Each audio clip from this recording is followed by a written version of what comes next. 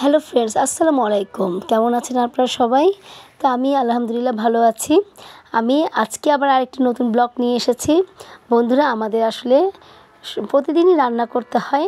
রান্নার তো করার কোনো মাপ নেই, রান্না অবশ্যই করতে হবে। তো যাই হোক, সবাইকে দুপুরের শুভেচ্ছা জানাচ্ছি। সবাই দুপুরের নিশ্চয়ই কিছু না কিছু রান্না করেই যাচ্ছেন।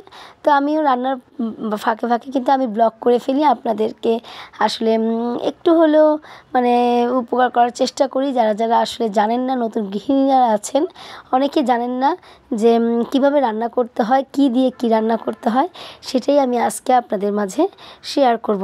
তো যারা জানেন তাদের জন্য মানে আমি এই ভিডিওটা করছি না, আসলে যারা জানেন না তাদের জন্য এই ভিডিওটা। তো যাই হোক বন্ধুরা, আমি আজকে রান্না করব বোয়াল মাছ দিয়ে আপনার করলা দিয়ে একটি তরকারি।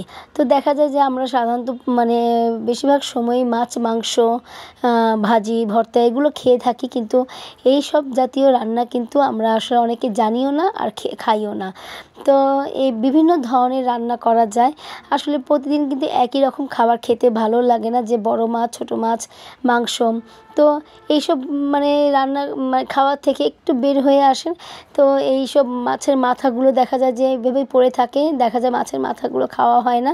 তো দেখা যায় যে বিভিন্ন সবজি দিয়ে কিন্তু যদি এই মাছের মাথাগুলো খেয়ে নেন, তাহলে কিন্তু আপনার ফ্রিজটাও খালি হয়ে যায়, আর আপনার খাওয়াটাও কিন্তু অনেকই টেস্টি হয়ে যায়, আর অনেক রকম একটা মানে টেস্ট জাতীয় খাবার আপনি খেতে পারবেন। তো এই কারণেই আর কি আজকে আপনাদের সাথে ভিডিওটা শেয়ার করলাম।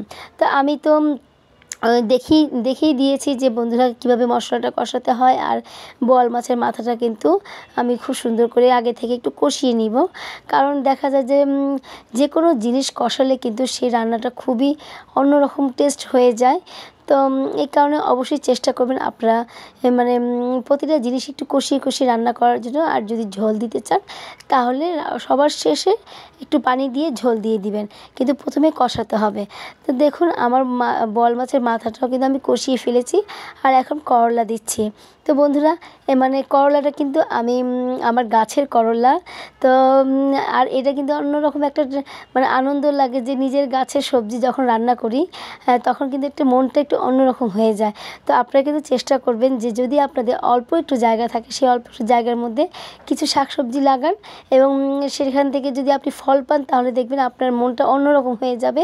আপনার খুবই আনন্দ লাগবে যে আমি নিজের গাছের মানে সবজি দিয়ে আমি রান্না করছি, নিজের গাছের ফল খাচ্ছি, নিজের গাছের সবজি খাচ্ছি, এটা অন্যরকম একটা আনন্দ পাবেন আপনি।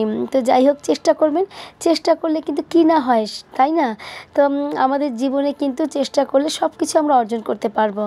তো দেখুন, আপনাদের সাথে কথা বলতে বলতে কিন্তু আমার রান্নাটা প্রায় হয়েই গিয়েছে। তো এই হচ্ছে আমার বোয়াল মাছের মাথা দিয়ে আমি করলা রান্না করে ফেললাম। তো এখানে লাস্টে একদম কাঁচামরিচ দিতে হবে, কাঁচামরিচ ফালি করে, তাহলে দেখবেন যে ফ্লেভারটা এতটাই সুন্দর আসে যে একদম ঘ্রাণে মানে ভাত অনেক বেশি খাওয়া যায়। সোজা কথা, কাঁচামরিচ তো এমনি তো খাওয়া অনেক ভালো, তো সেটার একটা যে ঘ্রাণ আছে, সেই ঘ্রাণে কিন্তু খুবই ভালো লাগে। তো আমার কিন্তু রান্না প্রায় হয়েই গিয়েছে বন্ধুরা, দেখুন কি সুন্দর হয়েছে দেখতে, এবং খেতেও কিন্তু অসাধারণ হয়েছে। তো এই যে আমি বসে পড়লাম খাবার টেবিলে আপনাদের মাঝে।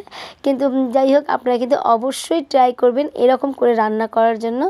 বোয়াল মাছ দিয়ে করলা এবং আলু দিয়ে একটি তরকারি কিন্তু হয়ে গেল, আর দেখবেন যে সবাই একদম চেটেপুটে খেয়ে নেবে, আর আপনিও কিন্তু খুবই মজা পাবেন। যিনি রান্না করেন তিনি কিন্তু তার চেয়ে বেশি মজা পাবেন।